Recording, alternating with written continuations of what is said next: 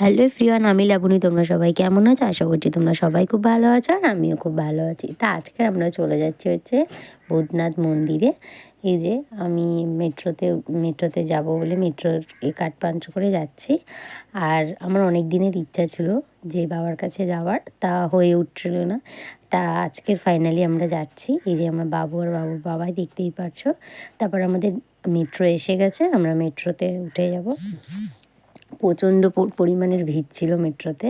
এই যে উঠে ফাইনালি সিট পেয়েছি, আমি আর আমার বাবু বসে গেছি।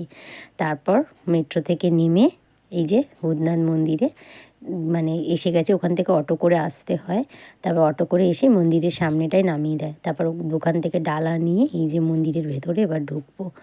খুব সুন্দর মন্দিরটা। আমার একবার আর এইটা নিয়ে দুবার হয়েছে, আমি দুবার গেছি।